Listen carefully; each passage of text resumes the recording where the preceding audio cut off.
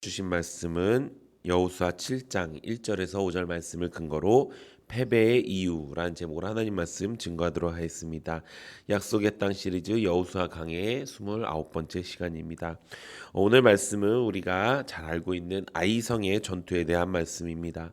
가나안 땅에 입성 후에 이스라엘 백성들은 하나님의 말씀대로 순종해서 가나안 땅의 가장 난공불락의 성이었다는 그 큰 여리고성을 하나님의 방법으로 점령했습니다. 그들은 절대로 그곳을 이길 수 있는 병력도 없었고 방법도 없었습니다. 하지만 하나님의 말씀에 순종함으로 그 순종으로 그 큰 여리고성을 점령할 수 있었습니다.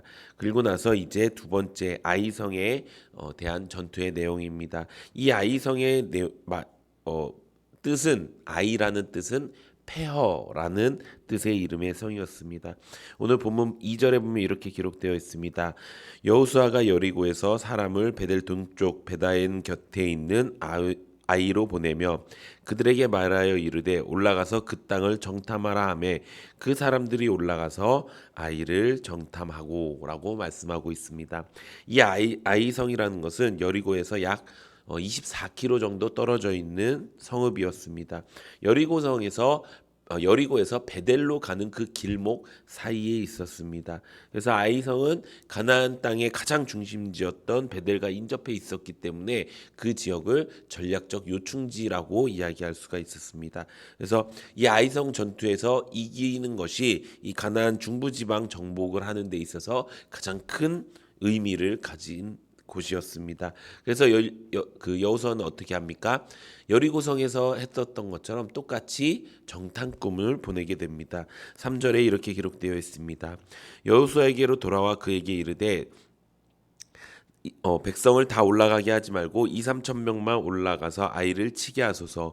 그들은 소수이니 모든 백성을 그리로 보내어 수고롭게 하지 마소서 하므로 가나안 땅에 들어와서 여리고성을 점령했을 때 정탐했던 것처럼 그 정탐꾼들을 보냈는데 이번에는 그 정탐꾼들이 잘못된 보고를 하게 됩니다. 그 잘못된 보고가 무엇입니까? 아이성은 규모가 작으니까 군사만 보내자고 제안합니다.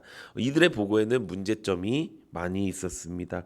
그 문제점을 모르고 있던 여호수아는 어떻게 합니까? 정탐꾼들의 말만 듣고 3천 명을 그 아이성으로 보내게 됩니다. 4절 5절에 이렇게 기록되어 있습니다.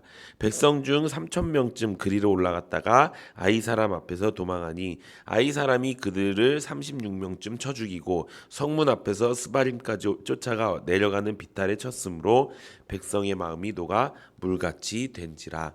아멘. 그 가정에서 36명의 군사들이 목숨을 잃게 되었습니다. 어이없는 패배를 하게 된 것이었죠. 이 아이성 전투는 여호수아서에서 유일한 패배의 전투의 내용입니다. 그 결과 이스라엘 백성들의 마음이 물과 같이 녹아졌다고 말씀합니다. 원래 이 말씀은 그 가나안 땅의 사람들에게 썼던 말씀이지요. 가나안 땅의 사람들이 하나님의 그 말씀을 듣고 또 여리고성이 무너졌다는 그 이야기를 듣고 마음이 녹아 물같이 되었다. 간담이 서늘해졌다라는 의미의 그 말을 썼습니다. 근데 이제는 반대로 이스라엘 백성들이 그렇게 되었다는 것입니다. 그렇다면 왜 이스라엘 백성들은 패배할 수밖에 없었을까요? 오늘 그 이유를 살펴보면서 우리 인생 가운데 왜 하나님께서 이제 하나님을 믿으면 승리의 길로 인도해 주신다고 했는데 왜 우리 인생 가운데 여전히 패배 가운데 살고 있고 왜 여전히 패배를 이기지 못하고 살고 있을까라는 것을 우리가 깨닫고 이제는 패배하는 인생이 아닌 승리하는 인생이 되는 우리 모든 성도님들 되시기를 예수님의 이름으로 축원합니다. 우리가 삶 속에서 패배하는 이유, 이 아이성의 전투에서 볼 수 있는데요. 그들이 생각한 것처럼 이 아이성의 모습이 달랐다는 것을 우리가 알 수가 있습니다. 이 정탐꾼들이 실수했던 첫 번째 이유는 아이성을 잘못 봤기 때문입니다. 이 나중에 나오지만 이 아이성의 이 사람들은 적어서 별로 몇 명 안 될 것 같아요. 그러니까 한 3천 명 정도만 가면은 우리가 아이성을 이길 수 있어요라고 이야기했지만 이 아이성 안에는 적어도 12,000명이 넘는 사람들이 살고 있던 꽤 큰 성이었다는 것입니다. 여호수아 8장 25절에 보면은 나중에 아이성을 점령한 내용이 나오는데 그 아이성을 점령했을 때 엎드려진 아이 사람이 남녀가 모두 12,000명이었더라. 큰 성읍이었어요. 근데 정탐꾼들은 그것조차도 제대로 보지 못했다는 것입니다. 왜 그러면은 제대로 보지 못했을까요? 그것은 이들이 여리고성의 그 승리로 인해서 그 승리에 도취되어 있었기 때문입니다. 내가 이 여리고성, 우리가 큰 여리고성도 이겼는데 요 작은 아이성 정도 못 이기겠느냐라는 마음이 완전히 그 안에 있었다는 것입니다. 그들의 마음이 높아졌다는 것이지요. 거만해졌다는 것이지요. 이 여리고성도 누워서 떡 먹기로 우리가 먹었는데 여기 정도는 우리가 더 쉽게 먹을 수 있는 것이 아니냐라고 생각한 것입니다. 이렇게 생각한 이유가 무엇이라고요? 바로 교만 때문이었습니다.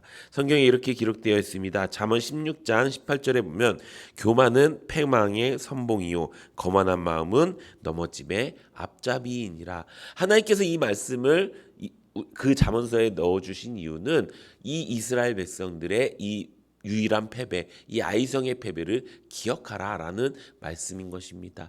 우리 인생 가운데서 패배하는 첫 번째 이유, 그것은 교만하기 때문이라는 것입니다. 이 교만함은요, 우리의 눈을 가리는 거예요. 우리의 귀를 가리는 거예요. 평소 때는 볼 수 있어요. 내가 교만하지 않을 때는 그게 보여요. 아, 아이성이 이만하구나. 아, 내가 내 힘으로 한 것이 아니구나. 하나님의 힘으로 한 것이구나. 이게 보여요. 근데 내 마음이 높아지면 어떻게 된다고요? 내 눈을 가리는 거예요. 그 아이성의 그 수많은 사람들을 보고 아이성이 작으니까 한 3,000명쯤이면 우리가 이길 수 있어요. 라고 되는 거예요. 귀도 안 들리는 거예요. 누군가 옆에서 아니야. 거기는 좀 더 큰 성읍이야. 너가 생각하는 것과 달라. 라고 하지만 아니야.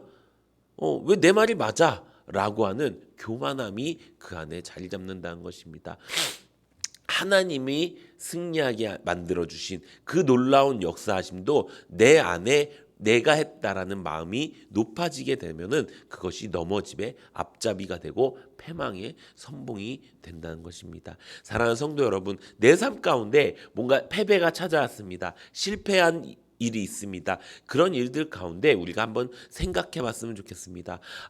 내가 지금 하나님이 보라고 하는 그 곳을 내가 보고 있는지, 하나님이 들으라고 하는 그 말씀을 내가 들었는지 찾아보면은 무엇인가 하나는 문제가 있다는 것입니다. 사랑하는 성도 여러분, 이제 우리가 패배하지 않기 원합니다. 내 마음속에 있는 교만 어떻게 이길 수 있습니까? 내가 하나님이 보라고 한 것을 봤는지, 하나님이 들으라고 한 것을 들었는지, 하나님이 하라고 한 것을 했는지 점검해서 만약에 내가 그렇게 하지 못했으면은 이제 돌이켜 회개하고 그렇게 할 수 있는, 그래서 내가 한 것이 아니라 내 안에 계신 예수님께서 하셨다라는 것을 내가 깨닫고 살아가는 은혜가 넘치기를 예수님의 이름으로 축원합니다. 두 번째 이들이 잘못한 것이 있습니다. 그것은 바로 죄를 온전히 회개하지 않은 것입니다. 오늘 본문 말씀 저희가 2절부터 살펴봤죠. 근데 1절에 보면 이들이 범죄한 내용이 나옵니다. 우리 오늘 본문 말씀 1절 말씀 함께 읽어보도록 하겠습니다. 시작. 이스라엘 자손이 온전히 바친 물건으로 말미암아 범죄하였으니 이는 유다 지파 세라의 증손 삽디의 손자 갈미의 아들 아간이 온전히 바친 물건을 가졌음이라. 여호와께서 이스라엘 자손들에게 진노하시니라. 아멘. 우리가 잘 알고 있는 아간의 사건이죠. 이 아간은 어떤 일을 범죄했습니까? 하나님께서 이 물건은 다 하나님께로 속해야 된다라고 했던 그 물건들을 자신의 소유로 삼았다라는 것입니다. 이 하나님께서 하시는 그 모든 일에 쉽게 말해서 죄를 뿌린 것입니다. 어떤 죄? 죄악의 죄를 뿌린 것입니다. 우리가 그 다된 밥에 재 뿌리기 이런 속담이 있지 않습니까? 다된 밥, 그 먹을 수 있는 밥에 죄를 뿌려놓으면 어떻게 됩니까? 먹지를 못하게 되는 거예요. 그 밥의 의미를 잃어버리는 거예요. 하나님의 일도 똑같습니다. 내가 하나님의 일을 하기 위해서, 내가 하나님께서 맡겨주신 그 사명을 감당하기 위해서 가장 먼저 해야 되는 것, 내가 그 일에 죄를 뿌리기 싫으면 내 안에 죄를 회개해야 된다는 것입니다. 우리가 내 안에 있는 죄도 해결되지 못한 상태에서 내가 하나님의 일을 한다. 그것은 실패할 수밖에 없는 이유라는 것입니다. 사랑하는 성도 여러분, 내 삶 속에서 패배한 일들이 있었습니다. 그러면은 무엇부터 보라고요? 내가 하나님의 말씀에 순종하지 않았던 부분, 내가 하나님의 말씀 앞에 죄악을 저질렀던 그 부분부터 우리가 확인해야 된다는 것입니다. 그래서 내가 교만하면 죄를 짓고 내가 죄를 지으면 교만해지는 것입니다. 사랑하는 성도 여러분, 이 말씀을 통해서 우리가 깨닫는 간단한 원리, 내가 실패하는 이유는 결국 죄와 교만 때문입니다. 라는 것을 우리가 깨닫는 은혜가 있기를 바랍니다. 그래서 이제는 내 삶 속에서 내가 이제 실패하지 않겠습니다. 만약에 실패하더라도 내 죄를 완전히 돌이키겠습니다. 내 이 높아진 마음, 내 교만하는 마음을 완전히 사로잡아 그리스도 앞에 복종시키겠습니다. 우리가 이렇게 결단하는 은혜가 있기를 바랍니다. 그렇게 하면요, 이제 이 여호수아가 이제 내일 말씀이겠지만 왜 우리가 졌는지에 대해서 하나님 앞에 겸손히 물어봅니다. 이 물어보는 그 과정이 우리가 죄에서 벗어날 수 있는 과정이고요. 우리의 높아진 마음을 낮아지게 할 수 있는 방법입니다. 우리가 실패할 수 있어요. 넘어질 수 있어요. 하지만 그 넘어진 상태에서 그냥 나는 왜 이래 죄책하고 정죄하고 단죄하는 것이 아니라 하나님 앞에 온전히 서서 하나님, 내가 무엇을 잘못했는지 알고 그것을 내가 온전히 회개하고 나의 마음과 나의 생각과 나의 눈과 나의 귀를 열어서 주님 앞에 온전히 복종시키게 하는 것, 그것이 하나님의 승리의 원리인 줄로 믿습니다. 우리 모든 성도님들이 그렇게 살아서 평생토록 하나님의 승리를 맛보며 살아갈 수 있는 우리 모든 성도님들 될 수 있도록 주여 모든 성도님들 될 수 있도록 기도하고 은혜로 나아가시기 바랍니다. 이 시간 하나님 앞에 기도